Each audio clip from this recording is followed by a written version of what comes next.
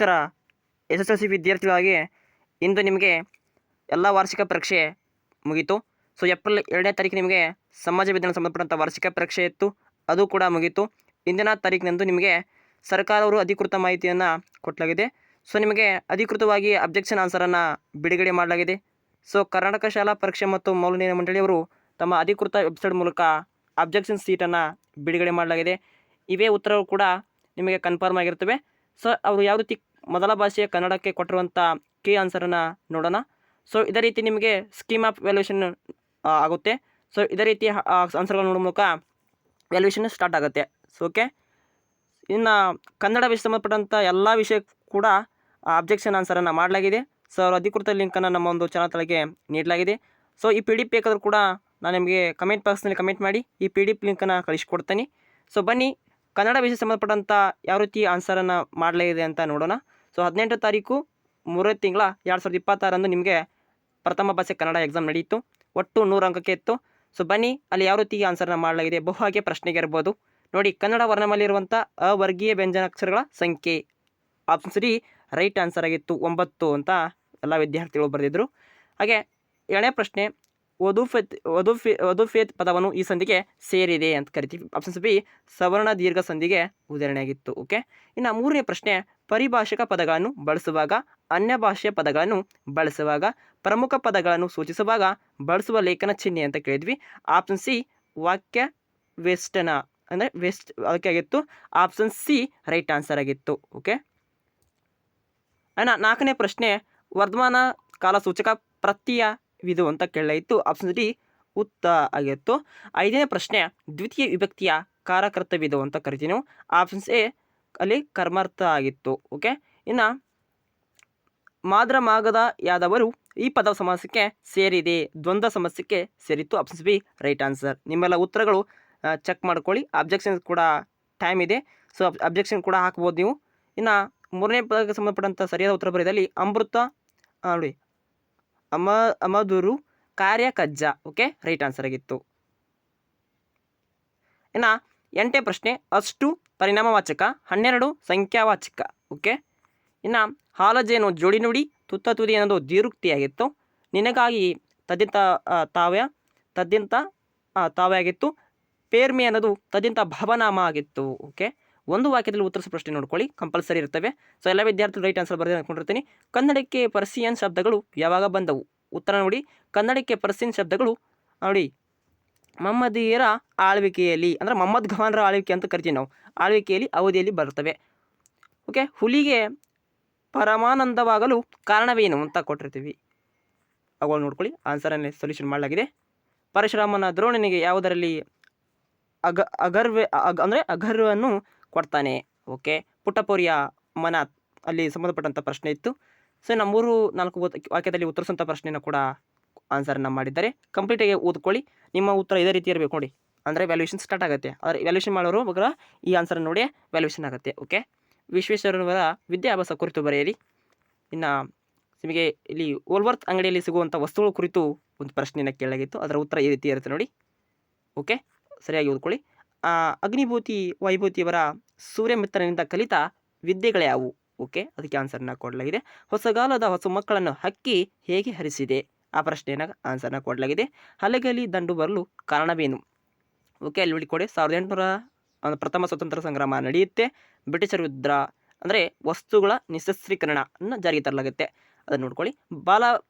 ಬಾಲಕ ಭಗತ್ ಸಿಂಗರ ಜಲಿಯನ್ ವಾಲಾಬಾಗಲ್ಲಿ ಹತ್ಯಾಕಾಂಡದಲ್ಲಿ ಸ್ಥಳದಲ್ಲಿನ ಮಣ್ಣನ್ನು ಸಂಗ್ರಹಿಸಿದ ಬಗೆಯನ್ನು ಬರೆಯಿರಿ. ತುಂಬ ಇಂಪಾರ್ಟೆಂಟ್ ಇತ್ತು ಪ್ರಶ್ನೆ. ರಾಜಕೀಯ ಸ್ವತಂತ್ರದ ಮಹತ್ವ ತಿಳಿಸಿ. ಓಕೆ, ಇಲ್ಲಿ ಕೊಟ್ಟಂಥ ಪ್ರಶ್ನೆ ನಿಮಗೆ ನೋಡಿ ಇದೇ ರೀತಿ ಬರೀಬೇಕು, ಫಾಲೋ ಅಪ್ ಮಾಡಿರಬೇಕು ಆನ್ಸರನ್ನು ನಿಮ್ಮ ಒಂದು ವ್ಯಾಲ್ಯೂಯೇಷನಲ್ಲಿ. ಈಗ ಸದ್ಯದಲ್ಲಿ ಆರಂಭಿಸಲಾಗುತ್ತೆ ವ್ಯಾಲ್ಯೂಯೇಷನ್. ಸೊ ಆದಷ್ಟು ವಿದ್ಯಾರ್ಥಿಗಳು ಕವಿಗಳ ಪರಿಚಯನ ಯಾವ ರೀತಿ ಬರೆದಿದ್ದಾರೆ ನೋಡಿ, ಈ ಕೀ ಪಾಯಿಂಟ್ಸ್ ಚೆಕ್ ಮಾಡ್ತಾರೆ. ಅಂದರೆ ಏನು, ಕವಿಗಳಂಥ ಜನ್ಮಸ್ಥಳ ಇರ್ಬೋದು, ಕಾಲ ಇರ್ಬೋದು, ಕೃತಿ ಹಾಗೂ ಬಿರುದು ಪ್ರಶಸ್ತಿಗಳ ಕುರಿತು ವಾಕ್ಯ ರೂಪದಲ್ಲಿ ಬರೆದಿರಬೇಕಾಗುತ್ತೆ. ಇಲ್ಲಿ ಕೊಟ್ಟಿರೋದು ನೋಡಿ, ಆದ ಫಾರ್ಮೆಟ್ನಲ್ಲಿ ನೀವು ಫಾಲೋ ಅಪ್ ಮಾಡಿರಬೇಕು. AN ಮೂರ್ತಿರಾವ್ ಅವರ ಒಂದು ನಿಮಗೆ ಕೃತಿಕಾರ ಪರಿಚಯನ ಕೇಳಲಾಗಿತ್ತು. ಓಕೆ, ಮೌಲ್ಯಮಾಪನ ಯಾವ ರೀತಿ ಇರುತ್ತೆ ನೋಡಿ, ಅದೇ ರೀತಿ ಅಂದರೆ ಇದೇ ರೀತಿ ಇರುವಂತಿಲ್ಲ, ನಿಮ್ಮೊಂದು ಓನ್ ವಾಕ್ಯದಲ್ಲಿದ್ದರೂ ಕೂಡ ಮಾರ್ಕ್ಸ್ ಕೊಡ್ತಾರೆ. ಆ ವಾಕ್ಯಗಳು ಈ ವಾಕ್ಯಕ್ಕೆ ಹೋಲಬೇಕು. ಓಕೆ, ಕೀ ಪಾಯಿಂಟ್ಸನ್ನು ಪಡೆದುಕೊಂಡಿರಬೇಕು. ಓಕೆ, ಸೊ ಇದೇ ಮೂಲ ಆನ್ಸರ್ ಶೀಟ್ ಆಗಿರ್ತವೆ. ಸೊ ಇನ್ನು ಸ್ಕೀಮ್ ಆಫ್ ವ್ಯಾಲ್ಯೂಯೇಷನ್ ನಿಮಗೆ ಫಲಿತಾಂಶ ಯಾವಾಗ ಅನೌನ್ಸ್ಮೆಂಟ್ ಆಗುತ್ತೆ ನೋಡಿ, ಅಷ್ಟರೊಳಗೆ ನಿಮ್ಮ ಒಂದು ಮೌಲ್ಯಮಾಪನ ಮುಕ್ತಾಯಗೊಳ್ಳುತ್ತೆ. ಸೊ ಇನ್ನೇನು ಕೆಲವು ದಿನಗಳಲ್ಲಿ ನಿಮಗೆ ಒಂದು ಮೌಲ್ಯಮಾಪನ ಸ್ಟಾರ್ಟ್ ಆಗುತ್ತೆ. ಓಕೆ, ಪ್ರಸ್ತಾರ ಹಾಕಿ ಗಣ ವಿಭಾಗಿಸಿ ಛಂದಸ್ಸನ್ನು ಹೆಸರಿಸೋದಲ್ಲಿ ಇತ್ತು. ಒಟ್ಟು 3 ಅಂಕನ ನೀವು ಈಸಿಯಾಗಿ ಪಡ್ಕೋಬೇಕಿತ್ತು. ಪ್ರಸ್ತಾರ ಹಾಕೋದಕ್ಕೆ 1 ಅಂಕ, ಗಣ ವಿಭಾಗಿಸೋಕ್ಕೆ 1 ಅಂಕ, ಛಂದಸ್ಸಿನ ಹೆಸರನ್ನು ನಾವು ಕಂಡು ಹಿಡಿದ್ರೆ 1 ಅಂಕ ಸಿಗುತ್ತಿತ್ತು. ಸೊ ಅಲ್ಲಿ ಅವರು ಯಾವ ರೀತಿ ಹಾಕಿದ್ದಾರೆ ನೋಡಿ, ಛಂದಸ್ಸು ಮತ್ತು ಅಲಂಕಾರಗಳನ್ನು ನೋಡಬೇಕು. ಇನ್ನು ಅಲಂಕಾರ ಹೆಸರಿಸಿ ಲಕ್ಷಣ ಬರೆದು ಸಮನ್ವಯನ ಮಾಡುವುದು, ಅದಕ್ಕೂ 3 ಅಂಕ ಇತ್ತು ನೋಡಿ. ಅಲಂಕಾರ ಹೆಸರಿಸಬೇಕು, ಲಕ್ಷಣ ಬರೀಬೇಕು, ಅಂಶ ಗುರುತಿಸಿ ಸಮನ್ವಯಿಸಬೇಕಾಗತ್ತೆ ನೋಡಿ. ಸೀತೆಯ ಮುಖ ಕಮಲವು ಅರಳಿತು ಅಂತ. ಓಕೆ, ಇನ್ನು ಗಾದೆಯನ್ನು ವಿಸ್ತರಿಸಿ ಬರೆಯಿತ್ತು, ಅದಕ್ಕೆ ಕೂಡ 3 ಅಂಕ ನೋಡಿ. ಗಾದೆ ಮಹತ್ವ ಬರೀಬೇಕು, ಅರ್ಥ ಬರೀಬೇಕು, ಭಾಷಾ ಶೈಲಿಗೆ ಒಂದು ಅಂದರೆ ಸರಿಯಾಗಿ ಹ್ಯಾಂಡ್ ರೈಟಿಂಗ್ ಇದ್ದರೆ ಕೂಡ 1 ಅಂಕ ಕೂಡ ಇರುತ್ತೆ ನೋಡಿ. ಸಂದರ್ಭ ಸ್ವಾರಸ್ಯದೊಂದಿಗೆ ಬರೆಯೋದು ಇರುತ್ತೆ, ಅಲ್ಲಿ ಕೂಡ 3 ಅಂಕನ ಕೊಡಲಾಗಿತ್ತು. ಅಲ್ಲಿ ಯಾವ ರೀತಿ ಕೊಡ್ತಾರೆ ಅಂದರೆ ಕತ್ತರು ಇರಬೇಕು, ಅಂದರೆ ಕವಿಗಳ ಪರಿಚಯ ಇರಬೇಕು, ಅಲ್ಲಿ ಆಕಾರ ಮತ್ತು ಪಠ್ಯದ ಹೆಸರನ್ನು ಒಳಗೊಂಡಿರಬೇಕು, ಸಂದರ್ಭ ವಿವರಣೆ ಇರಬೇಕು, ಸ್ವಾರಸ್ಯ ಮತ್ತು ಶೈಲಿ. ಓಕೆ, ಅಷ್ಟು ನೋಡ್ಕೊಳ್ಳಿ. ದೀರ್ಘಾವಧಿಯ 8 ಅಂಕದ ಪ್ರಶ್ನೆಯಲ್ಲಿ ಯಾವ ರೀತಿ ಇತ್ತು ಅಂದರೆ ಅಲ್ಲಿ ನಾವು ಸಾರಾಂಶ ಬರೆದಿತ್ತು ನೋಡಿ. ಆ ಪ್ರಶ್ನೆನ ನಾನು ಯುದ್ಧ ಮಾಡು ಮೂರ್ಖರ ಕಡೆಯವನಲ್ಲ. ಓಕೆ, ಪ್ರಶ್ನೆ ಹೇಗಿತ್ತು, ಅಲ್ಲಿ ಯಾವ ರೀತಿ ಆನ್ಸರನ್ನು ಮಾಡಿದ್ದಾರೆ ನೋಡಿ. ಮುಗಿಲಿಗೆ ರೆಕ್ಕೆ ಹೊಡೆದು ಅಣ್ಣ ಅಂದರೆ ಹಕ್ಕಿ ಹಾರತಿ ನೋಡಿ, ಒಂದು ಪದ್ಯದಲ್ಲಿ ಕೇಳಿರುವಂಥ ಪ್ರಶ್ನೆ ಆಗಿತ್ತು. ಸೊ ಅವ್ರು ಯಾವ ರೀತಿ ಬರೆದರೆ ಹಸಿರಾದು ಕವಿ ಆತ್ಮ ಅಂದರೆ ಕುವೆಂಪು ಬರೆದಂಥ ಹಸಿರು ಪದ್ಯದಲ್ಲಿತ್ತು ಪ್ರಶ್ನೆ. ಆ ರೀತಿ ಸಾರಾಂಶ ಯಾವ ರೀತಿ ಇರಬೇಕು, ಕವಿಕರ ಪರಿಚಯನ ಹೊಂದಿರಬೇಕು ಅಲ್ಲಿ.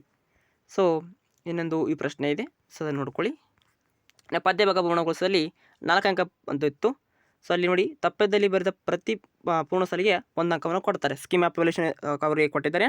ತಪ್ಪಿದ ಒಂದು ಉತ್ತರಕ್ಕೆ 1 ಲೈನ್ ತಪ್ಪಾದರೆ 1 ಮಾರ್ಕ್ಸ್ ಕಟ್ ಆಗುತ್ತೆ ಅಂತ ಹೇಳಿದ್ದಾರೆ. ಕಲುಷಿತವಾದಿ ಒಂದು ಪದ್ಯದೆ. ಹಕ್ಕಿ ಹಾರತಿ ನುಡಿದ ಪದ್ಯದಲ್ಲಿ ಮೊದಲ ಒಂದು ಪದ್ಯ ಭಾಗವನ್ನು ಕೊಡಲಾಗಿದೆ. ಮತಗಳಲ್ಲೂ ಪದಗಳು, ಇದು 3ನೇ ಒಂದು ಸಾಲಿನ ಪದ್ಯ. ಓಕೆ, ಆನ್ಸರ್ನ ಮಾಡಲಾಗಿದೆ. ಪದ್ಯ ಭಾಗವನ್ನು ಗುರುತಿಸಿ ಅರ್ಥ ಮಾಡ್ಕೊಂಡು ಮೌಲ್ಯಾಧಾರಿಸಿ ಸಾರಾಂಶ ಬರೆದಿತ್ತು ನೋಡಿ. ಒಟ್ಟು 4 ಅಂಕನ ಪಡ್ಕೋಬೇಕಿತ್ತು. ಆ ಪ್ರಶ್ನೆಗೆ ಯಾವ ರೀತಿ ಅವರು ಆನ್ಸರ್ ಮಾಡಿದ್ದಾರೆ ನೋಡಿ, ಸ್ಕೀಮ್ ಆಫ್ ವ್ಯಾಲ್ಯೂಯೇಷನ್ ನೋಡಿ. ಇದೇ ರೀತಿ ಉತ್ತರ ನಿಮಗೆ ಇರಬೇಕಾಗತ್ತೆ. ಓಕೆ, ನೋಡ್ಕೊಳ್ಳಿ. ಹಾಗೆ ನೆಕ್ಸ್ಟ್ ಬಂದ್ಬಿಟ್ಟು 8, 10 ವಾಕ್ಯದಲ್ಲಿ ಉತ್ತರಿಸೋ ಪ್ರಶ್ನೆಯಲ್ಲಿ ಅಂಶವನ್ನು ಆಧರಿಸಿ ಅಂಶಕ್ಕೆ ಭಾಷಾ ಶೈಲಿಗೆ ಪದಗಳಿಗೆ ಒಟ್ಟು ಅಂಕವನ್ನು ಡಿವೈಡ್ ಮಾಡಲಾಗಿದೆ. ಒಟ್ಟು 4 ಅಂಕನ ಕೊಡ್ತಾರೆ. ಸೊ ಯಾವ ರೀತಿ ಕೀ ಪಾಯಿಂಟ್ ಚೆಕ್ ಮಾಡ್ತಾರಂತ ಅಲ್ಲಿ ಕೊಡಲಾಗಿದೆ ನೋಡಿ. ಶಬರಿ ಮತ್ತು ಶ್ರೀರಾಮನ ನಡುವಿನ ನಡೆದಂಥ ಸಂಭಾಷಣೆಯ ಸ್ವಾರಸ್ಯವನ್ನು ನಿಮ್ಮ ಮಾತುಗಳಲ್ಲಿ ಬರೆಯಿರಿ ಅಂತ ಪ್ರಶ್ನೆ ಇದೆ. ಅದನ್ನು ಈ ರೀತಿ ಬರೆಯಬೇಕು ನೋಡಿ, ಉತ್ತರ ಕೊಟ್ಟಿದ್ದಾರೆ. ಸೊ ಉತ್ತರ ನೋಡ್ಕೋಬೋದು. ಹಾಗೆ ಹಲವಾರು ವಿಷಯವನ್ನು ಸ್ಕೀಮ್ ಆಫ್ ಅಬ್ಜೆಕ್ಷನಲ್ಲಿ ಕೊಡಲಾಗಿದೆ, ಎಲ್ಲ ವಿಷಯ. ಸೊ ಆಲ್ ಸಬ್ಜೆಕ್ಟ್ ನೋಡಿ, 6 ಸಬ್ಜೆಕ್ಟನ್ನು ಕೀ ಆನ್ಸರ್ ಮಾಡಲಾಗಿದೆ. ಸೊ ನಿನ್ನೆ ಮಧ್ಯಾಹ್ನ 2 ಗಂಟೆಗೆ ಅಧಿಕೃತವಾಗಿ KCCB ಅವರು ತಮ್ಮ ಅಧಿಕೃತ ವೆಬ್ಸೈಟ್ ಮೂಲಕ ಪ್ರಕಟಿಸಿದ್ದಾರೆ. ಸೊ ಇನ್ನೂ ಟೈಮ್ ಇದೆ ನಿಮಗೆ ಅಬ್ಜೆಕ್ಷನ್ ಸಲ್ಲಿಸಬಹುದು. ಓಕೆ, ಇನ್ನು ಇಲ್ಲೊಂದು ಪ್ರಶ್ನೆಗಳನ್ನು ಆನ್ಸರನ್ನು ಮಾಡಲಾಗಿದೆ, ಅವು ಕೂಡ ಆನ್ಸರ್ ನೋಡ್ಕೊಳ್ಳಿ. ಸೊ ಇದರ PDF ನಮ್ಮ ಚಾನಲ್ ಡಿಸ್ಕ್ರಿಪ್ಷನ್ ಲಿಂಕನ್ನು ಆ್ಯಡ್ ಮಾಡ್ತೀನಿ, ಹೋಗಿ ಎಲ್ಲ ವಿದ್ಯಾರ್ಥಿಗಳು ಒಂದ್ಸಲ ಕನ್ಫರ್ಮ್ ಮಾಡ್ಕೊಳ್ಳಿ ಅಥವಾ ಡೌನ್ಲೋಡ್ ಮಾಡಿಕೊಂಡು ಓದ್ಕೊಳ್ಬೋದು. ಓಕೆ, ಎಲ್ಲ ವಿದ್ಯಾರ್ಥಿಗಳು ಕನ್ನಡದಲ್ಲಿ ಹೆಚ್ಚಿನ ಅಂಕವನ್ನು ಗಳಿಸಬೇಕು ಅಂದ್ಕೊಂಡಿರ್ತಾರೆ. ಹೆಚ್ಚಿನ ಅಂಕಗಳನ್ನ ಈಸಿಯಾಗಿ ಸ್ಕೋರನ್ನು ಮಾಡ್ಕೋಬೋದು. ಅಲ್ಲಿ 75 ಮತ್ತು 80 ಪಡ್ಕೊಂಡು ವಿದ್ಯಾರ್ಥಿಗಳು ಕೂಡ ಉನ್ನತ ಸಾಧಿಸಿದ್ದಾರೆ. ಹಾಗೆ 100 ಅಂಕವನ್ನು ಕೂಡ ಪಡ್ಕೋಬೋದು. ಸೊ 125 ಅಂದರೆ 125ಕ್ಕೆ ಇರುವಂಥ ಕನ್ನಡ, 25 ಇಂಟರ್ನಲ್ಲಿ ಇದೆ, ಆಂತರಿಕ ಅಂಕವನ್ನು ಒಳಗೊಂಡು ಒಟ್ಟು 100 ಅಂಕವನ್ನು ಕನ್ನಡದ ಒಂದು ಹೊಂದಿದ್ದು, ಗದ್ಯ ಭಾಗವನ್ನು ಓದಿಕೊಂಡು ಪ್ರಶ್ನೆಗಳ ಉತ್ತರಿಸೋ ಪ್ರಶ್ನೆಗೆ ಈ ರೀತಿ ಕೊಟ್ಟಿದ್ದಾರೆ, 2 ಅಂಕ ಕೊಡ್ತಾರೆ. ಸೊ ಅಷ್ಟು ನೋಡ್ಕೊಳ್ಳಿ. ಇನ್ನು ಕೆಲವೊಂದು ಪ್ರಶ್ನೆಗಳಿಗೆ ಇನ್ನು ಲಾಸ್ಟ್ ಬಂದುಬಿಟ್ಟು ನಿಮಗೆ ಒಂದು ಗದ್ಯ ಭಾಗವನ್ನು ಓದಿಕೊಂಡು ಕೆಳಗಿನ ಪ್ರಶ್ನೆಗಳಿಗೆ ಉತ್ತರಿಸುವಂತಿರ್ಬೋದು. ಪತ್ರ ಲೇಖನ ಯಾವ ರೀತಿ ಬರೀಬೇಕು ನೋಡಿ, ಅಲ್ಲಿ ಅವರು ಸೂಚನೆ ಕೊಟ್ಟಿದ್ದಾರೆ, ಅದೇ ರೀತಿ ಫಾಲೋ ಅಪ್ ಮಾಡಿದರೆ 5 ಅಂಕ ಕೊಡ್ತಾರೆ ನೋಡಿ. ಈ ರೀತಿಯಲ್ಲಿ ಏನೇನಿರಬೇಕು, ವ್ಯವಹಾರಿಕ ಮತ್ತು ಮನವಿ ಪತ್ರ ಇದ್ದರೆ ಈ ರೀತಿ ಇಂದಗಿ, ಸಂಬೋಧನೆ, ವಿಷಯ, ಪತ್ರದ ಒಡಲು, ವಿಷಯ ನಿರೂಪಣೆ, ವಂದನೆಯೊಂದಿಗೆ ಮುಕ್ತಾಯ, ಇಂತಿ, ಸ್ಥಳ, ಹಾಗೆ ದಿನಾಂಕ, ಭಾಷಾ ಶೈಲಿಗೆ ಪದ ಬಳಕೆ, ವಿನ್ಯಾಸ. ನಾವು ಯಾವ ರೀತಿ ಬೈತೀವಿ ನೋಡಿ ಪತ್ರವನ್ನು, ಅಕ್ಷರ ಮತ್ತು ಅಲ್ಲಿ ಯಾವ ರೀತಿ ಭಾಷಾ ಒಂದು ಶೈಲಿಗೆ ಹೆಚ್ಚಿನ ಆದ್ಯತೆ ಕೊಡಲಾಗಿದೆ. ಖಾಸಗಿ ತಂದೆಯವರ ಪತ್ರ ಯಾವ ರೀತಿ ಬರೀಬೇಕು, ಈ ರೀತಿ ಕೀ ಪಾಯಿಂಟ್ಸನ್ನು ಒಳಗೊಂಡಿರಬೇಕಾಗತ್ತೆ ಪತ್ರ. ಇನ್ನು ಪ್ರಬಂಧ ಲೇಖನ ಯಾವ ರೀತಿ ಇರಬೇಕು, 15 ಅಂಕ ಕಡಿಮೆ ಇಲ್ಲಂತೆ ಒಂದು ಪ್ರಬಂಧ ಇರಬೇಕಾಗತ್ತೆ. ಸೊ ಅಲ್ಲಿ ಯಾವ ರೀತಿ ಬರೀತಾರೆ ನೋಡಿ, ಪ್ರಸ್ತಾವನೆ, ಪೀಠಿಕೆ, ವಿಷಯ ಪ್ರವೇಶ, ಈ ರೀತಿ ಇದ್ದರೆ ನಿಮಗೆ ಅಂಕವನ್ನು ಕೊಡ್ತಾರೆ. ಸೊ ಇದೇ ರೀತಿ ನೀವು ಬರೆದರೆ ನಿಮಗೂ 100ಕ್ಕೆ 100 ಅಂಕನ ಪಡ್ಕೊತಾರೆ ಅಂತ ಹೇಳ್ತಾ, ಇಂದಿನ ಸ್ಕೀಮ್ ಆಫ್ ವ್ಯಾಲ್ಯೂಯೇಷನ್ ನಿಮಗೆ ಹೇಗಿತ್ತು ಕಮೆಂಟ್ ಬಾಕ್ಸಲ್ಲಿ ಕಮೆಂಟ್ ಮಾಡಿ ಅಂತ ಹೇಳ್ತಾ, thank for watching, have A nice day.